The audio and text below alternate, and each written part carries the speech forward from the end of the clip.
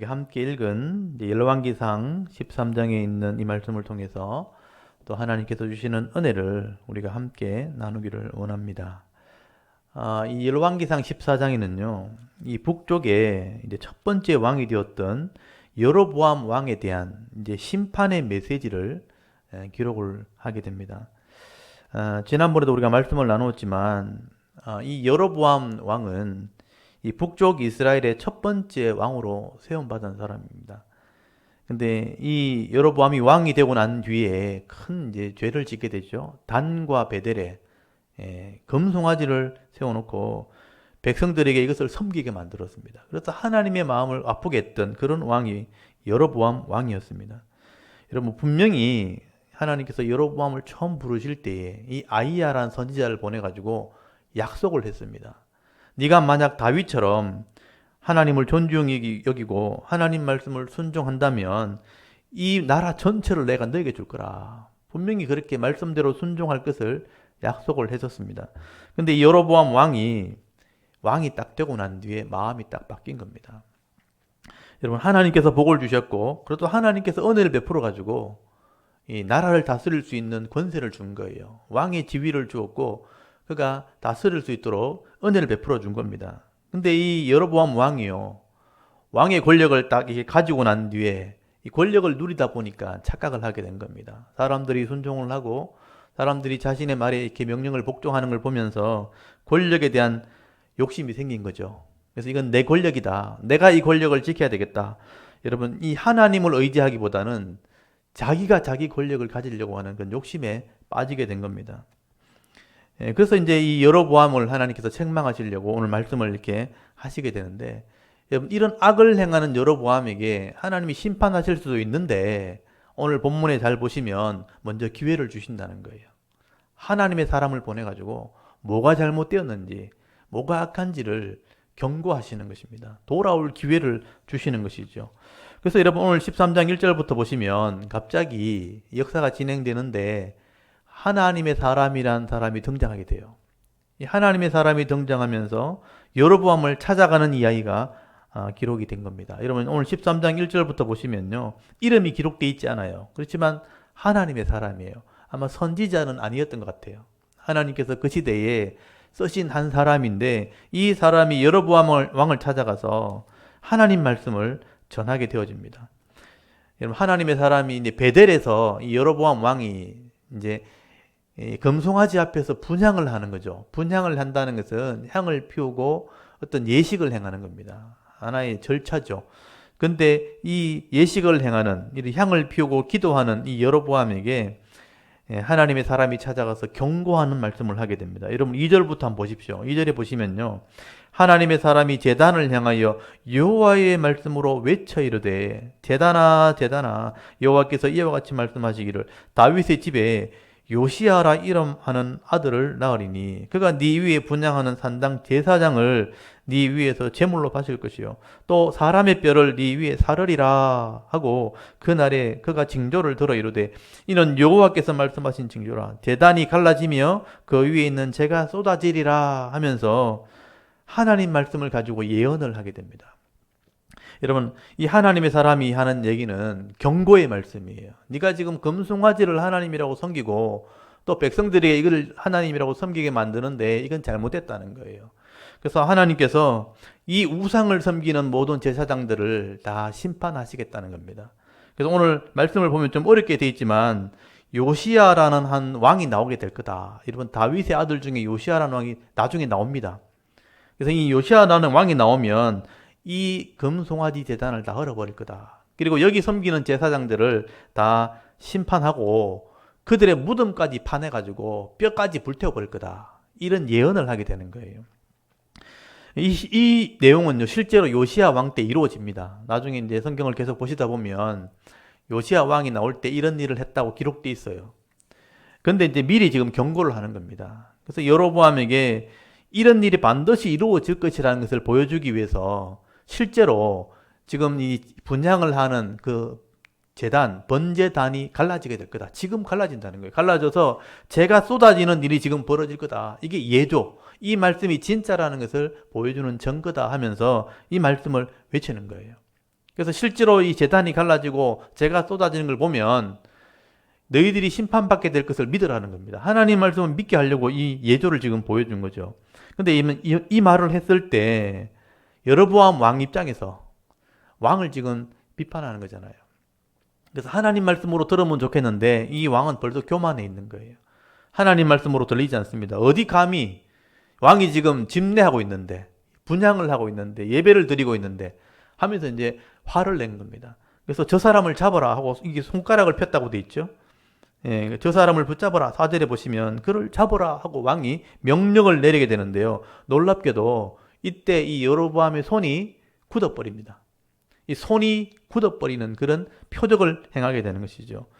여러분, 그 자리에서 하나님의 사람이 말을 하는데 손은 굳어져 버리고 실제로 제단이 그때 갈라져 버리는 거예요. 제단이 갈라지고 이 예언자가 말했던 것처럼, 이 하나님의 사람이 말했던 것처럼 사람이 보는 눈앞에서 이 제단이 갈라지면서 재가 막 쏟아지게 되고 그 재가 쏟아지니까 아마 연기가 막 올라왔겠죠. 이런 일들이 갑자기 벌어지게 되는 겁니다.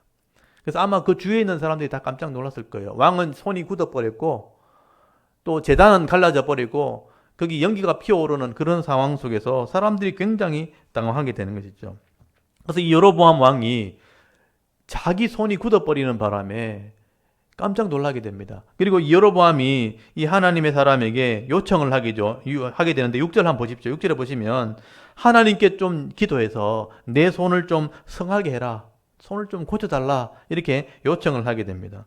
그때 이 하나님의 사람이 그런 와중에 하나님께 은혜를 구했다고 돼 있어요. 은혜를 구하니까 이 손이 원래대로 돌아왔더라. 굳어버린 손이 돌아오게 됩니다. 사실 이게 손이 굳어버리는 병이 있습니다. 저도 그걸 실제로 본 적이 있는데요. 손마름병이라고 그래요. 저는 성경에 나오는 것만 봤지 실제로 본 적이 처음인데 제가 예전에 이제 구미 제1교에 있을 때 양손이 손끝에서부터 굳어버리는 병이 있어요. 제가 이렇게 만져봤는데 진짜 무슨 이렇게 기부스한 팔처럼 플라스틱처럼 이렇게 손이 말라버립니다.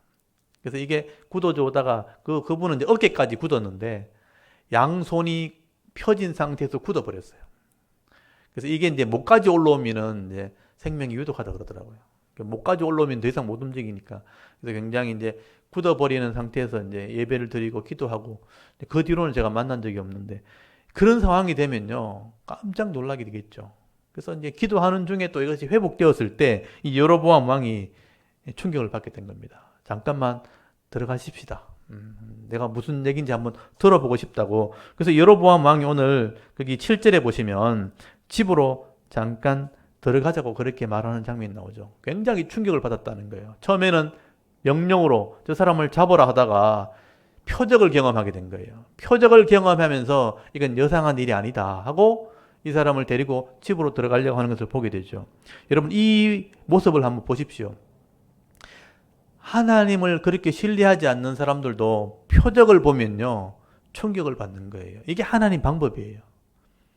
여러분 하나님께서는요 말씀으로 하나님 뜻을 전하지만 지금은 성경을 통해서 기록해서 하나님 말씀을 전하지만 이런 성경이 완성되기 전에는 하나님을 잘 인식을 못하는 거예요. 그래서 하나님께서는 이럴 때 하나님의 뜻을 전할 때는 이런 표적을 보여주실 때가 있다는 겁니다. 이런 표적이 나타났다는 것은 믿음이 없다는 뜻이에요. 말씀해도 안 듣고 말로 해도 이해를 못할 때 이런 표적을 행하시는 거예요. 그래서 이제 하나님 말씀이 완벽하게 기록되기 전에 하나님께서는 때로는 이런 환상을 통해서도 꿈을 통해서도 내 뜻을 전한다고 직접 말씀하신 적이 있어요. 제가 한번 사다 드릴 테니까 한번 보십시오. 민수기 12장을 한번 펴보십시오. 민수기 12장 6절 한번 펴보십시오. 거기 보시면 이걸 이제 하나님의 방법을 아셔야 되는데요. 성경이 완성되기 전에 하나님의 뜻을 전할 때 하나님이 이렇게 하실 때가 있다고 말씀하신 거죠. 여러분 민수기 12장 6절을 찾으셔서 우리 같이 한번 읽어보겠습니다. 12장 6절을 찾으셨으면 우리 같이 한번 읽겠습니다. 시작.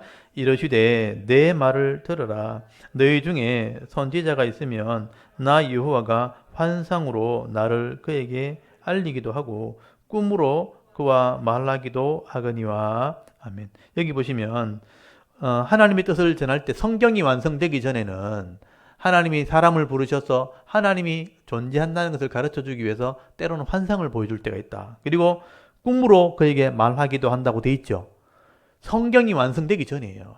성경은 성령을 통해서 이렇게 계시로 완성이 되기 전에는 하나님의 뜻을 이렇게 전할 때가 있었다는 거예요. 근데 성경이 완성되고 난 뒤에는 그럴 필요가 없는 거예요. 왜냐하면 성경에 이미 하나님 뜻을 다 기록하셨기 때문이에요. 그래서 이것을 우리가 읽고 하나님께서 때로는 환상을 보여주시기도 하고 꿈으로 말씀하시는구나. 이게 신비한 것이라고 이해해버리면 그게 능력이라고 생각하는 거예요. 그래서 지금도 환상을 구하는 사람도 있고 꿈을 구하는 사람도 있다는 거예요. 신비한 능력으로 말씀하시는 것은 성경이 완성되기 전이에요. 그래서 그런 상황이 있을 때 하나님 그렇게 하셨다는 것을 이해하셔야 돼요. 지금은 말씀을 통해서 충분히 이해할 수 있고 하나님 뜻이 다 전달이 되었기 때문에 성령이 기록한 말씀을 성령을 통해서 이해하는 것, 그게 최고의 하나님 뜻을 발견하는 거예요. 근데 과거에는 이렇게 했다는 거죠. 그리고 하나님의 이 사람이라도 오늘 본문에 있는 것처럼 하나님 말씀을 들어도 이해를 하지 못하고 하나님 뜻을 전해도 잘 알지 못하면 때로는 이런 표적을 보여줄 때가 있다는 거예요. 표적을 보여주면서 사람이 할 수 없는 일이 나타나면 이것은 하나님의 뜻이겠구나 하고 이해하도록 하셨다는 거죠. 여러분, 대표적인 예가 모세가 이 애굽의 바로 왕을 만났을 때예요. 모세가 하나님을 만나가지고 이스라엘 백성을 데려오라. 인격적으로 모세가 하나님 만났거든요. 호렙산에서 하나님 누구십니까? 물어보고 내가 너 조상 때부터 믿었던 하나님이다. 그래서 내 백성을 이끌어내려고 너를 불렀다. 모세를 딱 만나고 나서 하나님께서 이제 바로에게 보낸 거예요. 그래서 바로 앞에 가가지고 내가 하나님을 만났는데 하나님이 내 백성을 보내라 한다 하니까 바로가 나는 하나님 모른다 이렇게 하는 거예요. 하나님을 모른다 하니까 이 바로에게 하나님 어떻게 알게 하겠어요? 그래서 하나님이 10가지 재앙을 보여준 거예요. 그게 표적입니다. 애굽의 신들을 물리치는 10가지 재앙, 10가지 표적을 통해서 내가 여호와인 줄을 알게 하리라. 여러분 출애굽기서 여러분 12장부터 보시면요. 표적을 행할 때마다 하나님께서 기적을 행할 때마다 내가 여호와인 줄을 알게 하리라. 표적의 목적이 뭐냐면 하나님을 알게 하는 것입니다. 그래서 여러분 이 신약 시대 이후에 성경이 완성되고 난 뒤에는요. 이런 표적을 보여줄 필요가 없어요. 왜냐하면 하나님께서 예수님을 통해서 구원을 이루셨고요. 십자가로 속죄하셨고 그리고 분명한 하나님의 구원을 보여주었고 또 하나님 표적을 다 보여주었기 때문에 하나님 말씀을 통해서 말씀하시는 거죠. 더 이상 표적을 통해서는 말씀하실 필요가 없는 거예요. 그래서 이것을 우리가 이해를 해야 되는 겁니다. 오늘 본문에 나온 여로보암도 마찬가지입니다. 하나님의 사람이 가서 말씀을 전했는데 이해하지 못하는 거죠. 그래서 손이 말라버리는 표적을 보여주고요. 또 이 제단이 갈라지면서 재가 쏟아지는 이런 예조, 미리 보여주는 현상, 이것이 하나님의 뜻이라는 것을 보여주면서 표적을 보여준 것입니다. 그래서 이 여로보암 왕이 충격을 받은 거예요. 하나님이 살아계시는구나.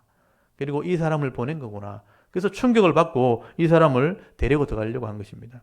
그래서 오늘 본문 7절을 보시면 이 여로보암 왕이 이 하나님의 사람을 이제 함부로 대하지 못합니다. 잠깐 들어가십시다. 내가 예물을 드리겠습니다. 이 말은 당신의 말을 들어보고 싶다는 얘기예요. 근데 이 하나님의 사람이 느닷없이 나는 들어갈 수 없다는 거예요. 당신이 이 나라의 절반을 준다 할지라도 나는 못 들어간다는 거예요. 예물을 준다 하니까 이 나라의 절반을 다 줘도 나는 못 들어간다고. 그리고 떡도 먹을 수 없고 물도 마실 수 없다. 왜냐하면 하나님이 그렇게 하지 말라 그랬다는 거예요. 여러분 9절 한번 보십시오. 그 이유를 설명하죠. 이는 곧 여호와의 말씀이 내게 명령하여 이르시기를 떡도 먹지 말고 물도 마시지 말고 왔던 길로 되돌아가지 말라 하였음이니이다. 여러분 중요한 것은요. 하나님 말씀이 내게 임했다는 것입니다. 그리고 하나님 말씀대로 내가 말씀을 전했고 이 말씀을 전하고 난 뒤에는 떡이나 물을 마시지 말고 왔던 길로도 가지 마라. 다른 길로 돌아가라. 이렇게 하나님 명령하셨다는 거죠. 그래서 나는 이 명령을 지킬 거라는 거예요. 지금 왕이 말하는 그 말보다 이 하나님 말씀이 더 중요하다는 겁니다. 이 자세를 잘 보셔야 돼요. 이 하나님의 사람이 당신이 말하는 것보다 당신이 준다는 재물보다 나는 하나님 말이 더 중요하다는 거예요. 하나님 말씀이 진리고 하나님 말씀이 더 중요하기 때문에 나는 하나님 말씀대로 거기에 들어갈 수 없다. 떡도 물도 마실 수 없다 하고 거절하고 나오게 되는 것입니다. 그래서 다른 길로 가버린 거예요. 여러분 이 하나만 봐도 이 사람은 정말 대단한 사람이죠. 그 왕의 권위 앞에서도 왕의 말을 듣지 않고 하나님 말을 듣는 모습을 보여준 거예요. 이 사람은 그래도 좀 신실한 사람인 것입니다. 그래서 이 사람이 딴 길로 그냥 가버린 것이죠. 여기서 끝났더라면 아마 이 사람은 자기 집으로 순적하게 돌아갔을 것이고, 말을 듣든지 안 듣든지 이제 여로보암이 그 죄를 담당하게 되는 것입니다. 근데 중요한 것은 여기서부터 이제 새로운 일이 생기게 되는 거예요. 이 하나님의 사람이 하나님 말씀을 따라서 이렇게 다른 길로 가게 되어지는데, 여러분, 이 하나님의 사람이 어떤 한 늙은 선지자를 만나게 됩니다. 그리고 이 자기가 철석같이 순종했던 이 믿음을 순종하지 못하게 되는, 말씀을 어기게 되는 그런 죄를 짓는 장면이 오늘 나오게 된 거예요. 오늘 여기서부터 한번 잘 보시기 바랍니다. 그래서 여기 11절부터 단락이 나눠지죠. 여기 때부터 진짜 문제가 생기게 됩니다. 여기 보시면요, 이 금송아지가 있는 베델에 한 늙은 선지자가 있었다. 여기서는 선지자라고 되어 있어요. 선지자라는 것은 하나님의 일꾼입니다. 근데 나이가 많은 거예요. 노쇠하고 기력이 없는 그런 늙은 선지자가 있었다. 이 늙은 선지자가요, 이 젊은 한 하나님의 사람이 왕 앞에 와서 외쳤다는 소문을 듣게 된 겁니다. 그 아들들이 와서 소문을 얘기해 주게 됩니다. 한 젊은 사람이 와서 여로보암 왕에게 심판을 경고했다. 그리고 제 단이 갈라지고 손이 굳어버리는 표적도 나타나고 이런 얘기를 해줬겠죠. 이런 놀라운 표적들을 얘기해 주면서 여로보암 왕에게 하나님 말씀을 예언한 사람이 있다는 거예요. 이 늙은 선지자가 이때 감동을 받은 겁니다. 이 사람은 선지자임에도 불구하고요, 여러분, 금송아지를 섬기는 왕 앞에 아무 말도 못했던 거예요. 원래는 이 선지자가 그걸 책망해야 되는 거예요. 하나님을 섬기려면 그렇게 하면 안 되는 겁니다 하고 말해야 되는데, 이 사람은 이제 왕 앞에 주눅이 든 겁니다. 그래서 할 말도 못하고 그냥 주눅이 들어서, 선지자란 이름만 가지고 나이가 들어서 있었는데 한 젊은 선지자가 이렇게 당당하게 하나님 말씀을 외치는 거 보고 사실은 감동을 받은 거예요. 그래서 내가 이 사람을 만나봐야 되겠다. 내 대신 이런 귀한 사역을 한 사람을 내가 식사라도 대접을 해야 되겠다 하면서 이 늙은 선지자가 이 젊은 한 하나님의 사람을 찾아가게 되는 것이죠. 그래서 여러분 15절에 보시면 거기 만나는 장면이 나옵니다. 거기 15절 한번 보십시오. 15절에 보시면 늙은 선지자가 아들들의 도움을 받아서 나귀를 타고 수소문을 해서 그 사람을 찾아갑니다. 그리고 내가 당신에게 식사를 대접하고 싶다고. 15절에 보니까 그가 그 사람에게 이르되 나와 함께 집으로 가서 떡을 먹으라. 같이 식사를 하자는 거예요. 식사 초대를 하게 된 것입니다.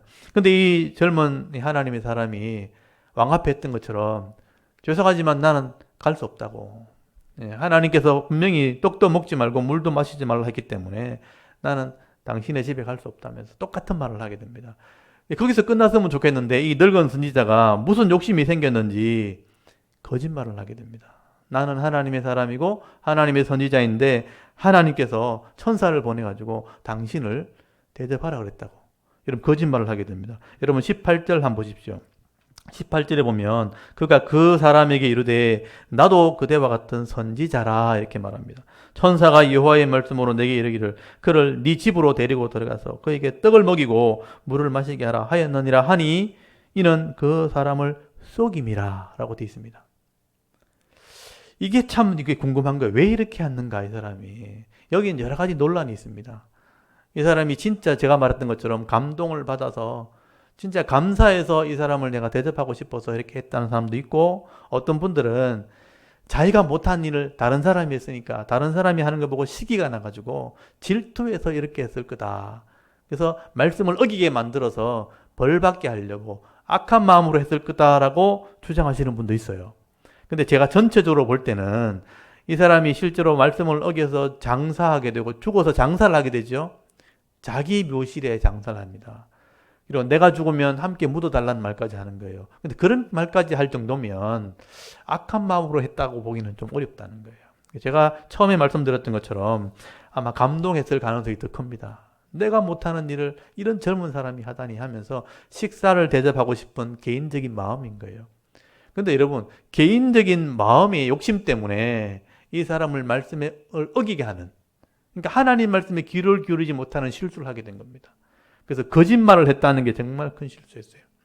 자기가 대접하고 싶은 마음에 깊게 생각하지 못하고 거짓말로 자기 집에 데리고 들어간 겁니다. 근데 이 젊은 사람이요, 나이 많은 선지자라 하니까, 하나님의 사람이라 하니까 그 사람의 말을 믿은 겁니다. 여기서 이제 중요한 게 있는 거죠. 하나님 말씀을 믿을 거냐? 선한 사람이라도 그 사람의 말을 믿을 거냐? 여기서 이제 갈림길이 생긴 거예요. 근데 이 젊은 사람은 그래도 선지자라 하니까 이 사람 말을 믿은 겁니다.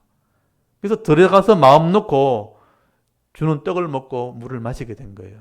그때 하나님께서 감동을 주시면서 이 데리고 온 늙은 선지자에게 또 감동을 주신 거예요.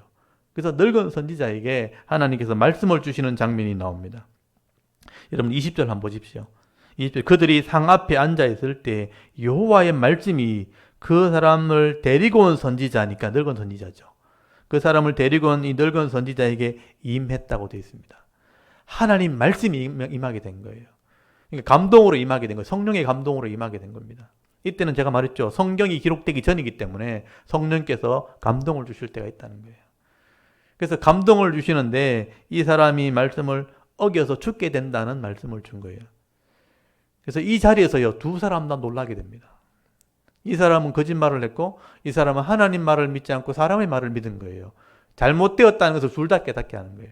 그래서 여러분 하나님께서 말씀을 주시는데 21절부터 한번 보십시오. 21절에 그가 유다에서부터 온 하나님의 사람을 향하여 외치르되 자기가 데려와 놓고 자기가 하나님 말씀을 전하는 거예요. 여호와의 말씀에 네가 여호와의 말씀을 어기며 네 하나님 여호와께서 네게 내리신 명령을 지키지 아니하고 돌아와서 여호와가 너더러 떡도 먹지 말고 물도 마시지 말라 하신 곳에서 떡을 먹고 물을 마셨으니 네 시체가 네 조상들의 묘실에 들어가지 못하리라 하셨느니라 하니라 하고 말씀을 주신 겁니다. 여러분 아마 이 말씀이 선포가 되었을 때 이 늙은 선지자도 자기 말이 아니거든요. 하나님 말씀이기 때문에 깜짝 놀랐을 것이고 이 떡을 먹던 선지자도 그때서 깜짝 놀랐을 거예요. 아하, 내가 하나님 말씀을 신뢰하지 못했구나. 끝까지 존중하지 못했구나. 여러분 이 늙은 선지자가 거짓말을 했지만 이 사람은 불순종한 거예요. 끝까지 순종하지 못한 것이죠. 그래서 이 두 사람은 깜짝 놀라게 됩니다.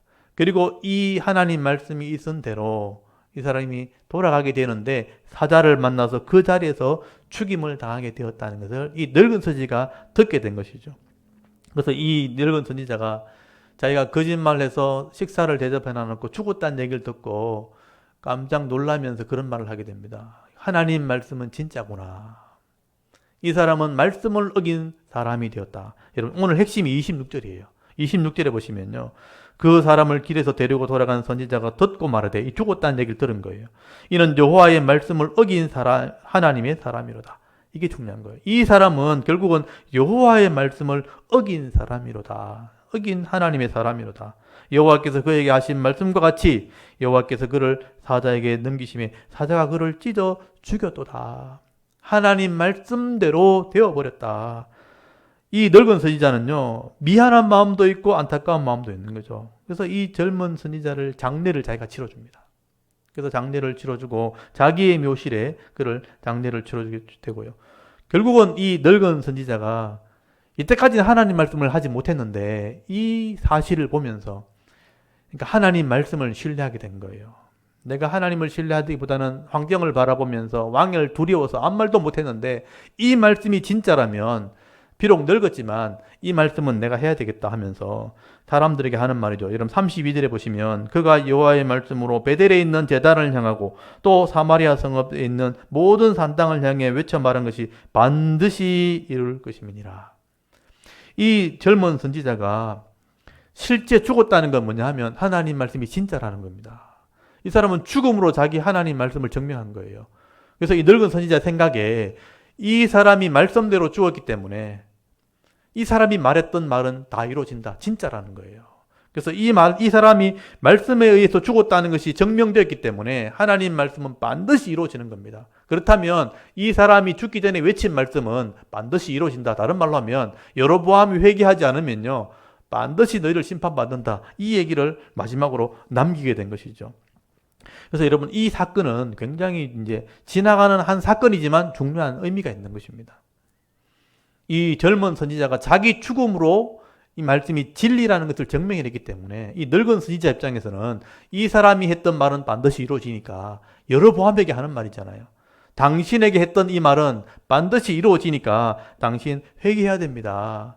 이 젊은 선지자가 말하는 것은 반드시 이루어지리라. 그게 오늘 하나님의 말씀이죠. 그래서 여러분 32절을 제가 다시 한번 읽어보겠습니다. 그가 이 늙은 선지자가 여호와의 말씀으로 베델에 있는 제단을 향하고 또 사마리아 성읍들에 있는 모든 산당을 향하여 외쳐 말한 것이 반드시 이룰 것입니다. 이 젊은 선지자가 말한 말은 반드시 이루어지니까 당신 회개하시오. 그렇게 외친 말씀이 된 것이죠. 근데 여러분 나중에 보시면 알겠지만 33절 34절에 그 당시에 여로보암은 이런 사건을 보고 들었음에도 불구하고 결국은 하나님 말씀 듣지 않습니다. 말씀은 반드시 이루어진 것을 보고도 이 말씀을 듣지 않고 결국 마지막에 34절 끝에 뭐라고 되어 있습니까? 그 집이 땅 위에 끊어져 멸망하게 되었다. 여로보암의 집은요, 그 다음 때 여로보암의 아들이 나답이거든요. 나답 때 반역이 일어나게 되고 그 집은 몰살당하게 됩니다.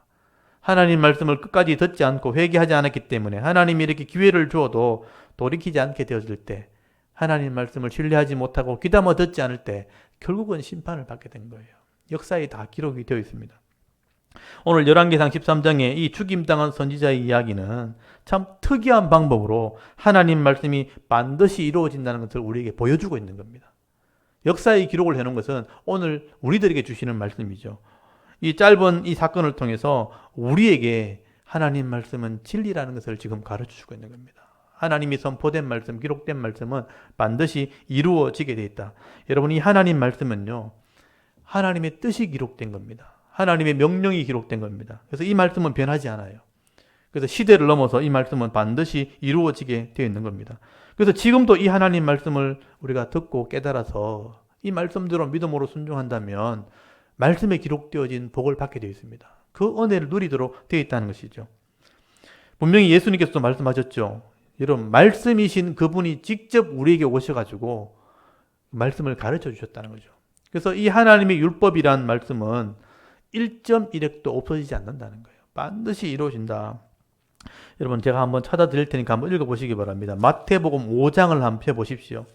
예수님께서 첫 세례를 받으시고 공생의 첫 설교를 하실 때 이 말씀을 하셨다는 거예요. 내가 왜 왔는 줄 아느냐? 이 변하지 않는 하나님 말씀을 내가 가르치러 왔다는 거예요. 설명하러 왔다는 겁니다. 그러면서 이 말씀을 하신 거죠. 마태복음 5장 여기 17절 이하에 보시면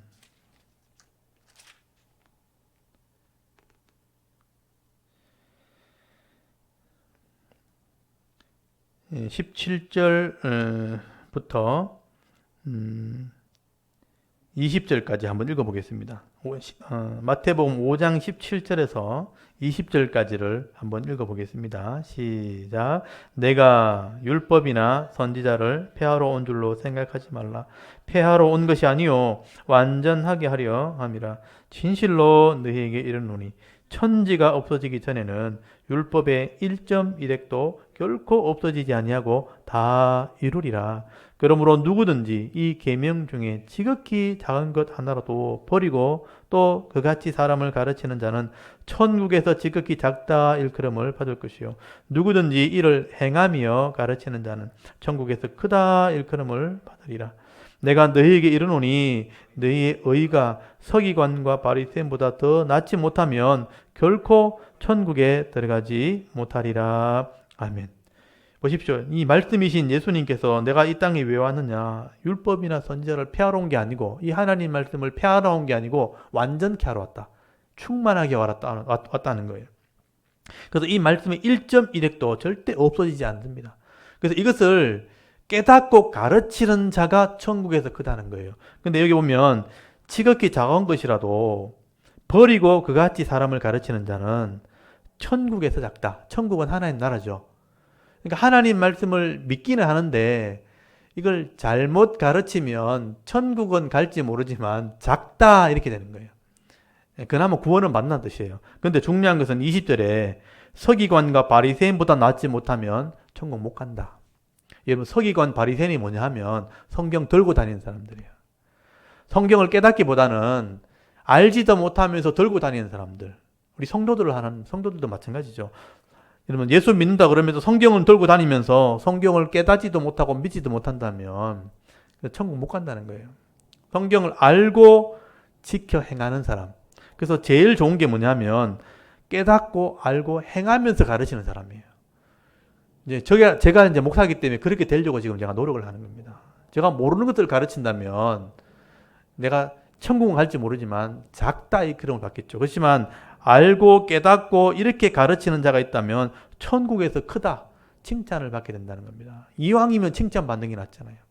그냥 들고 다니면서 구원받지 못하는 것보다 알고 깨닫는 게 낫다. 그래서 여러분 하나님 말씀은 1.1핵도 변하지 않으니까 이것을 잘 깨닫고 이해하고 믿고 행하는 것이 우리의 믿음이 되어야 된다는 것입니다. 그래서 예수님께서 말씀하셨던 것처럼 이 하나님 말씀은 변하지 않습니다. 반드시 종말까지 이루어지게 되어 있는 것입니다. 그래서 제가 성경의 역사를 이렇게 살펴보면요. 수많은 사람들이 하나님 말씀을 들었고 지금은 하나님 말씀을 이렇게 읽고 있지만 이 진리를 깨닫지 못하고 바른 것을 알지 못하면서 그냥 자기 생각대로 자기 욕심대로 그냥 인생을 허비하다 살아가는 사람이 더 많다는 거예요. 여러분 교회를 다니지만 성경을 우리가 읽고 있지만 제대로 깨닫지 못하면 예전에 서기관 바리새인들처럼 그냥 시간만 허비할 가능성이 굉장히 많다는 것입니다. 나중에 시간이 지나고 난 뒤에 머리가 희끗희끗해지고 나이가 들어서는 그때 이제 깨닫는 거예요. 이렇게 인생을 사는 게 아니었는데 이렇게 말씀 있는 대로 깨닫고 살았어야 되는데 나이가 들면 그게 보이는 거예요. 인생을 살다 보면 자기가 잘못 살아왔다는 게 깨달아질 때가 있습니다. 그렇다면 하나님 말씀대로 살았어야 되는데 하고 그때 깨닫는 거예요. 그때 깨달으면 이미 많은 것을 잃어버린 상태가 되는 겁니다. 그래서 후회하는 인생이 될 수 있다. 그래서 여러분 가장 좋은 게 뭐냐?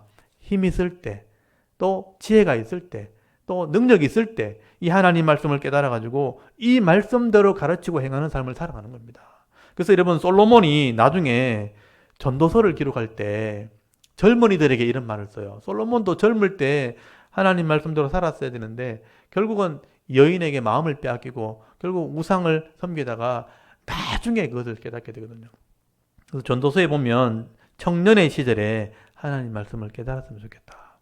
청년의 때에 하나님 창조자를 좀 기억해야 된다. 내가 나이가 들어서 눈이 어두워지고 이빨이 빠지고 나중에는 힘이 없어졌을 때 금줄, 은줄을 다 터진다 그러죠. 힘이 없어졌을 때 그때 알면 이미 늦다는 거예요. 그렇게 되기 전에 그렇게 해라. 그래서 저는 전도서 말씀을 볼 때마다 다시 한번 이제 제 스스로를 돌아보게 됩니다. 여러분 전도서 한번 보시겠습니까? 전도서 12장을 한번 펴보십시오. 여기 보면 이 솔로몬의 경고입니다. 솔로몬이 하나님의 말씀을 경험해보고 인생을 살아보니까 한 살에도 젊을 때 하나님 말씀을 깨닫는 게 좋다 하고 경고를 해놨습니다. 전도서 12장 제일 마지막 장이죠. 12장 여기 1절에서 7절까지를 한번 읽어보겠습니다. 이 말씀을 읽어보시면서 오늘 여기 계신 분들은 그래도 건강하시고 아직 젊은 겁니다. 그리고 이 방송을 보시는 분들도 다 젊은 분들이에요. 그래서 여러분들에게 하시는 말씀이에요. 여러분 1절부터 7절까지를 한번 읽어보도록 하겠습니다. 시작. 너는 청년의 때에 너의 창조주를 기억하라. 곧 곤고한 날이 이르기 전에 나는 아무 낙이 없다고 할 해들이 가깝기 전에 해와 빛과 달과 별들이 어둡기 전에 비 뒤에 구름이 다시 일어나기 전에 그리하라. 그런 날에는 집을 지키는 자들이 떨 것이며 힘 있는 자들이 구부러질 것이며 맷돌질하는 자들이 적음으로 그칠 것이며 타들도 창돌로 내다보는 자가 어두워질 것이며 길거리의 문들이 닫힐 것이며 맷돌 소리가 적어질 것이며 새의 소리도 말미암아 일어날 것이며 음악하는 여자들은 다 쇠하여질 것이며 또한 그런 자들은 높은 곳을 두려워할 것이며 길에서는 놀랄 것이며 살구나무가 꽃이 필 것이며 메뚜기도 짐이 될 것이며 정력이 그치리니 이는 사람이 자기 영원한 집으로 돌아가고 조문객들이 거리로 왕래하게 됨이니라. 언줄이 풀리고 금 그릇이 깨지고 항아리가 샘 곁에서 깨지고 바퀴가 우물 위에서 깨지고 흙은 여전히 땅으로 돌아가고 영은 그것을 주신 하나님께로 돌아가기 전에 기억하라. 아멘. 여러분 여기 보시면 청년의 때니까 여러분에게 하시면 여러분이 다 청년의 때입니다. 그러니까 80 이전에는 다 청년인 거예요. 이 청년의 때에 창조주를 좀 기억해라. 곤고한 날이 이르기 전에 나는 아무 낙이 없다고 할 해가 가까기 전에. 여러분, 나는 아무 낙이 없다고 할 해가 가깝다는 것은 80 넘은 사람들이에요. 누워서 못 이루는 사람들. 이런 날이 오기 전에 그렇게 하라는 것입니다. 그래서 여기 보면은 해와 달과 별들이 어둡다는 건 눈이 어두워진다는 거죠. 눈이 어두워지고 여기 보시면 맷돌질 하는 달이 적다. 이 맷돌은 이빨을 말하는 거예요. 그래서 이빨이 점점 약해진다 이런 뜻이고요. 또 이게 문이 닫힌다 이런 것 말도 결국은 이제 눈이 어두워지고 또 새 소리로 일어난다는 것은 잠이 없어진다는 거예요. 잠이 없어지고 음악하는 여자들이 다 쇠한다는 것은 이제는 노래할 수 없는 그런 나이가 된 거죠. 높은 곳에 서면 두려워지고 손도 떨리고 흰머리가 생기고 메뚜기도 손에 올라가면 짐이 될 정도로 이렇게 약해지게 되는 날이 온다. 저는 이제 이렇게 여러 교회를 섬기면서 연세 들어가시는 모습과 돌아가시는 모습을 제가 많이 봤거든요. 젊을 때는 그렇게 힘이 있고 열심히 있고 열정이 있고 하더니 연세가 들수록 기력이 약해지면서 점점 소망이 잃어가는 그런 모습들을 제가 많이 봤습니다. 젊었을 때 하나님 말씀을 깨달았더라면 더 큰 은혜를 누렸을 텐데 나이 들어서 제가 이제 장년부를 제가 담당한 적이 있었는데요. 장년부를 제가 한 5년 동안 했거든요. 그래서 이제 하나님 말씀을 장년부, 그러니까 장년부는 청년 이후에 90세까지 돌아가시기 전까지 장년부라 그러는데 그때 제가 한 100명 정도 되는 장년들을 이렇게 말씀을 가르쳤습니다. 그때 거의 70, 80 이런 분들인데 제일 많으신 분이 90세가 있었거든요. 그래서 제가 말씀을 이렇게 차근차근 얘기처럼 이야기하듯이 가르치면 그 노인분들이 하는 말이 늘 그래요. 내가 좀 젊었을 때 이걸 배웠어야 되는데, 좀 더 젊었을 때 알았어야 되는데, 이런 말을 계속 하시는 거예요. 그럼 젊었을 때 잘했으면 더 좋았을 걸. 나이가 들으니까 알겠다는 거예요. 그러니까 이 전도서의 말씀이 똑같은 겁니다. 내가 힘이 없어지기 전에, 내가 이 몸이 흙으로 돌아가기 전에, 영혼이 하나님께로 돌아가기 전에 이 하나님 말씀을 좀 기억해야 된다. 깨달아야 된다. 이 솔로몬의 경고의 말씀이죠.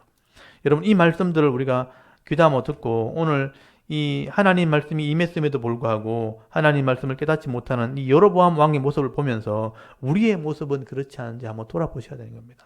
그래서 한 살도 젊을 때에 이 하나님 말씀을 깨닫고 이 말씀을 순종하게 되어질 때에 이 말씀에 기록되어진 은혜와 복을 잃어버리지 않는 그런 성도들이 다 되었으면 좋겠습니다. 여러분, 이 하나님 말씀은 처음부터 진리였고요. 종말 때까지 진리로 남아있게 될 겁니다. 그래서 이 하나님 말씀 우리가 잘 배우셔야 됩니다. 이 말씀을 배우고 순종하는 만큼 복을 받아 누리기 때문에 여러분 천국 갔을 때 우리가 이 받은 복을 자랑하게 될 겁니다. 이 받은 복이 없으면 자랑할 게 없는 거죠. 여러분 요한계시록 19장에 보면 우리가 주님 만났을 때 어린 양의 신부로 만나게 된다는 거예요. 그 신부를 만나려면 혼인 예식을 하게 되는데 혼인 예식에서 예복을 반드시 입어야 됩니다. 그래서 이 성도들이 주님 만나는 모습을 예복을 입은 모습으로 설명하는 거죠. 그래서 흰 세마포 옷을 입었는데 이거는 성도의 옳은 행실이라. 우리의 삶의 열매가 우리의 옷이라는 거예요. 저는 그런 생각을 해봤습니다. 이 땅에서 하나님 말씀을 깨닫고 누리고 또 나누고 가르치고 풍성한 복을 받은 사람들은 이 옷이 풍성한 거예요. 화려하고 아름다운 거예요. 주님 만났을 때 자랑거리겠죠. 근데 구원은 받았는데 예수를 믿기는 믿었는데 하나님 말씀을 깨닫지도 못하고 순종하지도 못하고 인생 살기 바빠가지고 겨우겨우 예수 믿고 구원받은 사람은 그냥 내복만 입고 있는 거예요. 여러분 결혼식장에 들어가는데 내복만 입고 들어가는 사람하고 드레스를 입고 들어가는 사람은 차이가 있는 거죠. 그래서 이 화려한 옷은 성도의 옳은 행실이라 우리의 삶의 흔적이라고 말씀하는 겁니다. 그래서 우리가 젊었을 때 이 하나님 말씀을 잘 깨달으셔서 이 말씀을 순종하는 삶, 또 은혜를 누리는 삶을 여러분 살아갈 수 있기를 바랍니다. 오늘 이 열왕기상 13장에 나오는 이 하나님 말씀이 변하지 않는다는 것을 증명했던 이 젊은 선지자의 말을 듣고도 깨닫지 못하고 심판받았던 여로보암의 모습이 오늘 저와 여러분의 마음에 새겨줄 수 있기를 바랍니다. 그래서 이 하나님 말씀 우리가 진리인 줄 깨닫고 이 말씀을 따라서 오늘도 악인의 길을 따라가거나 죄인의 길을 서거나 오만한 자리에 앉는 것이 아니라 오직 여호와의 율법을 즐거워해서 이 율법을 묵상하고 또 깨달아 순종할 때에 의인들에게 주시는 이 복을 받아 누리면서 이 땅에서도 환난과 고통이 있겠지만 도리어 평안의 복을 받아 누릴 수 있는 믿음 있는 자의 삶을 살아갈 수 있는 행복한 그리스도로 살아가는 저와 여러분의 신앙의 모습이 될 수 있기를 주의 이름으로 축원합니다. 아멘. 잠깐 기도드리겠습니다.